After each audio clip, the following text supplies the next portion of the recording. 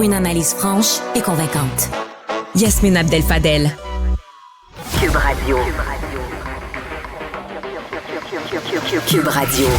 En direct à LCN. À LCN. 14h30, c'est le moment d'aller retrouver notre collègue Yasmine Abdel-Fadel à Cube Radio. Bon après-midi, Yasmine. Bon après-midi, Julie. Une autre controverse, encore une fois, ça implique le président de la Chambre des communes à Ottawa, Greg Fergus. Encore une fois, on lui reproche sa participation à une activité partisane et on réclame du côté des conservateurs sa démission. As-tu l'impression que les conservateurs, ou es-tu en accord avec cette démission qui est réclamée par les conservateurs? Absolument. Greg Fergus a déjà démontré à plusieurs reprises qu'il manquait de jugement à titre de président de la Chambre des communes. Là. Il n'en est pas à sa première bourde.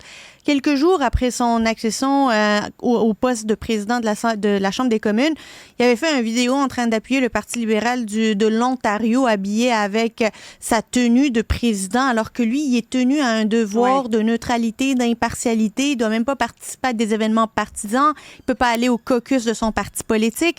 C'est important, ça fait partie de la tradition de notre Parlement de tradition britannique. Et le président, là, il est élu pour tout le monde, il doit avoir la confiance de tout le monde.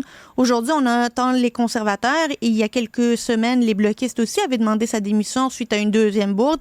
C'est le moment pour lui de comprendre qu'il perd la confiance de ceux qu'il est supposé arbitrer, dont il est supposé être l'arbitre ultime des travaux. Et pour le bien de l'institution, c'est le temps qu'il puisse se retirer. Il faut que les travaux avancent et pas qu'ils deviennent une distraction pour la vie démocratique canadienne. Et lorsqu'il s'adresse aussi aux élus, lorsqu'il leur demande de respecter les institutions, il faut que lui aussi puisse s'élever au-dessus de la mêlée. Puis on se rappelle qu'il a été élu à la suite du départ d'Anthony Rota. C'était ce président qui avait invité l'ancien nazi qui a été applaudi et ovationné devant Volodymyr Zelensky. Et lui aussi s'est accroché à son siège jusqu'à ce que finalement les libéraux le lâchent et il a dû démissionner pour ne pas avoir à subir une motion de censure, une motion où on lui retirait la confiance.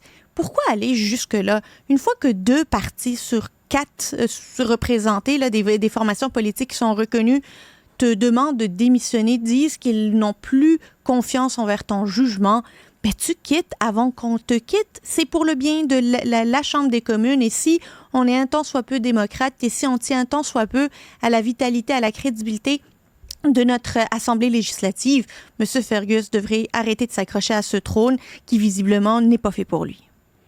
Par ailleurs, une lettre ouverte qui paraît aujourd'hui de Gabriel Nadeau-Dubois et c'est à la veille, évidemment, du Conseil national à Saguenay pour Québec solidaire qui doit commencer ce vendredi. Quelle interprétation en fais-tu de cette lettre ouverte à quelques jours du début du Conseil national? C'est un pari, hein? C'est un pari que fait Gabriel Nadeau-Dubois. C'est qui même me suivent. Moi, je sais ce qu'on peut faire. Je sais qu'on peut prétendre aller chercher le gouvernement, de se faire élire et d'aller au gouvernement, qu'il va falloir mettre de l'eau dans notre vin et de faire des choix sur les batailles qu'il faut qu'on mène. Et il se dit, ben c'est le tout pour le tout, je joue le tout pour le tout. Est-ce que on me considère comme étant celui qui a la bonne vision pour mener Québec solidaire à bon port? Si c'est une autre stratégie, ben finalement, c'est pas la mienne.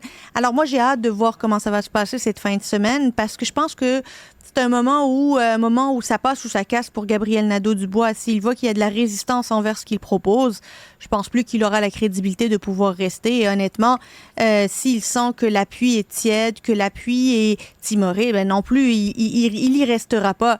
Il a besoin de sentir le même appui qu'il a senti au mois de novembre dernier lorsqu'il y a eu un vote de confiance puis qu'il y a eu à plus de 90%. C'est de ça dont il a besoin s'ils veulent le garder comme chef parlementaire, comme co-porte-parole, peu importe comment eux, ils l'appellent. Yasmine, merci beaucoup. Bonne fin d'après-midi à toi. Au revoir, Julie.